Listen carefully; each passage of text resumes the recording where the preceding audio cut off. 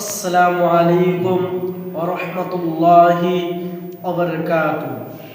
সম্মানিত শ্রোতা মণ্ডলী, আমি আজ যেই বিষয়টি নিয়ে আলোচনা করব সেই বিষয়টি হচ্ছে 2026 উপলক্ষে।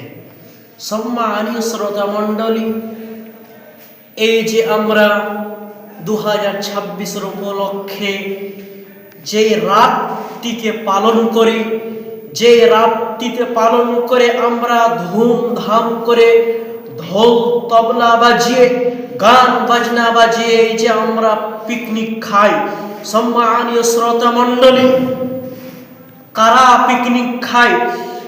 যারা হচ্ছে ইহুদি, যারা হচ্ছে খ্রিস্টান, যারা হচ্ছে জালেম, তারা হচ্ছে 2026 উপলক্ষে এই রাতটিকে তারা পালন করে। সম্মানীয় শ্রোতা মণ্ডলী, আপনি মুসলিমের ঘরে জন্ম নিয়ে আপনি কিভাবে ওই ইহুদিদের মতন, ওই খ্রিস্টানদের মতন আপনি কিভাবে ওই রাতটিকে আপনি পালন করতে পারেন?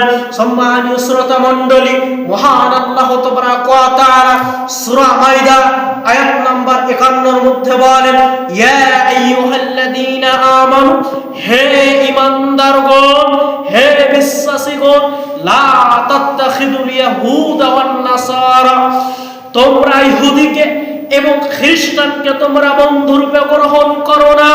আউলিয়া বা'দুহুম আউলিয়া বা'দ, তারা নিজেরা একে অন্যের বন্ধু। ওয়া মান ইয়াতাওয়াল্লাহুম মিনকুম ফাইন্নাহু মিনহুম, তোমাদের মধ্যে যে ব্যক্তি তাদেরকে বন্ধু বানাবে, তোমাদের মধ্যে যে ব্যক্তি তাদেরকে বন্ধুরূপে গ্রহণ করবে, সে ব্যক্তি তাদের দলে গণ্য হয়ে যাবে। ইন্নাল্লাহা লা ইয়াহদিল কওমাল যালিমিন, আল্লাহ তাবারাকা ওয়া তাআলা জালিমদেরকে হেদায়েত দান করে না। সম্মানীয় শ্রোতা মণ্ডলী, আল্লাহ তাবারাকা ওয়া তাআলা এই আয়াতে বলছে, তোমরা ওই ইহুদিকে, ওই খ্রিস্টানকে তোমরা বন্ধুরূপে গ্রহণ করো না। সম্মানীয় শ্রোতা মণ্ডলী, আর আপনি কিভাবে আল্লাহ তাবারাকা ওয়া তাআলা কোরআনকে অস্বীকার করতে পারেন? কিভাবে আপনি মুহাম্মদ সাল্লাল্লাহু আলাইহি সাল্লামের হাদিসকে অস্বীকার করতে পারেন? পৃথিবীর মানুষ, তোমরা শুনে রাখো, আল্লাহর নবী বলছে, মান তাশাব্বাহা বিকওমিন ফাহুয়া মিনহুম, তোমাদের মধ্যে যে ব্যক্তি কোন কওমকে, যে ব্যক্তি কোন দলকে বন্ধুরূপে গ্রহণ করবে, সে ব্যক্তি তাদের দলে অন্তর্ভুক্ত হয়ে যাবে। আর মহান আল্লাহ তাবারাকা ওয়া তাআলা বলছে, আমি কিয়ামতের দিন তাদেরকে ওই জালেমদের দলে, ওই খ্রিস্টানের দলে তাদেরকে আমি অন্তর্ভুক্ত করাবো, ওই খ্রিস্টানদের কাতারে আমি তাদেরকে দাঁড় করাবো।